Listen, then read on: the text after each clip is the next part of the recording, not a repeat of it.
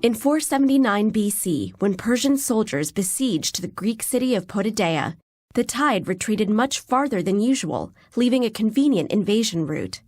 But this wasn't a stroke of luck. Before they had crossed halfway, the water returned in a wave higher than anyone had ever seen, drowning the attackers. The Potidaeans believed they had been saved by the wrath of Poseidon. But what really saved them was likely the same phenomenon that has destroyed countless others, a tsunami. Although tsunamis are commonly known as tidal waves, they're actually unrelated to the tidal activity caused by the gravitational forces of the sun and moon.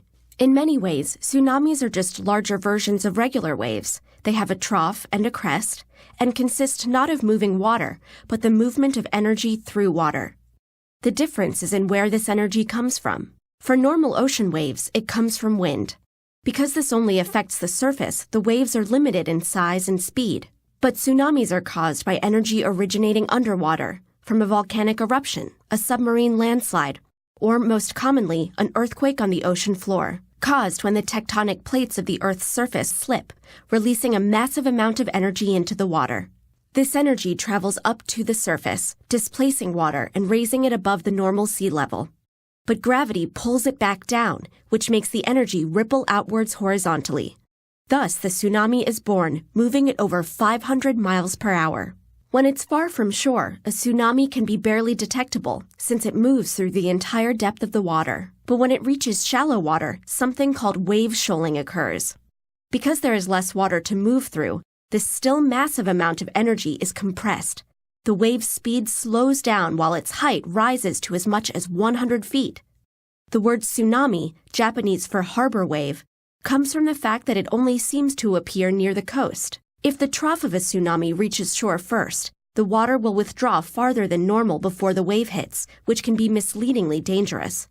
A tsunami will not only drown people near the coast, but level buildings and trees for a mile inland or more, especially in low-lying areas.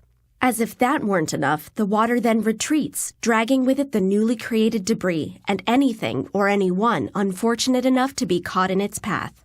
The 2004 Indian Ocean tsunami was one of the deadliest natural disasters in history, killing over 200,000 people throughout South Asia. So how can we protect ourselves against this destructive force of nature? People in some areas have attempted to stop tsunamis with seawalls, floodgates, and channels to divert the water.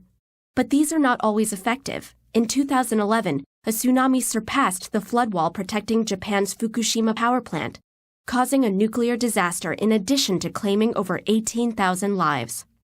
Many scientists and policymakers are instead focusing on early detection, monitoring underwater pressure and seismic activity, and establishing global communication networks for quickly distributing alerts.